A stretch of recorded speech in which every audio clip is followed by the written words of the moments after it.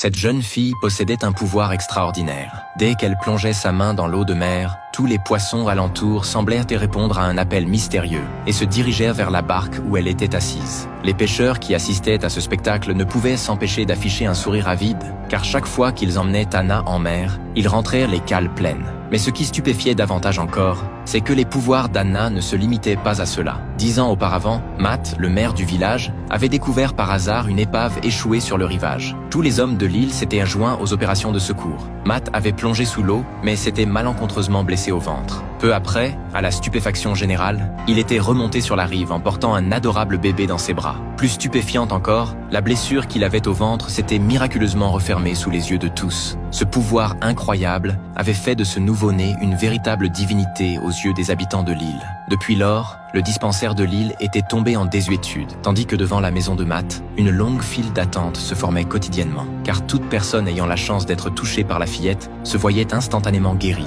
quelle que soit la maladie dont elle souffrait. Même la belle-mère de Matt, atteinte de démence sénile, avait miraculeusement recouvré la mémoire et avait même repris son poste d'institutrice sur l'île. Grâce au pouvoir guérisseur d'Anna, les hommes de l'île s'étaient progressivement adonnés au combat, sachant que quelle que soit la gravité de leurs blessures, il leur suffisait d'approcher Anna pour être rapidement rétablis. Même les enfants de l'île s'étaient là mis à pratiquer un jeu dangereux. Ils avalèrent les fruits d'une plante hautement toxique, capable de tuer en 15 minutes, et devaient rejoindre la maison de Matt dans ce délai critique, car il leur suffisait de s'approcher de la chambre d'Anna pour échapper à la mort. Mais cette fois-là, un imprévu survint. La pêche ayant été mauvaise ces derniers temps, Matt avait emmené Anna en mer, alors qu'elle ne sortait habituellement que le lundi. Au moment où un garçon était sur le point de succomber au poison, on alla chercher en urgence le médecin de l'île. Mais lorsque le garçon fut conduit au dispensaire, il était déjà trop tard pour le sauver. Bien que le médecin eût tout tenté pour lui faire un lavage d'estomac et extraire les fruits toxiques, l'enfant mourut. Lorsque Matt arriva précipitamment au dispensaire avec sa fille, Anna, le cœur lourd, posa sa main sur le corps du garçon.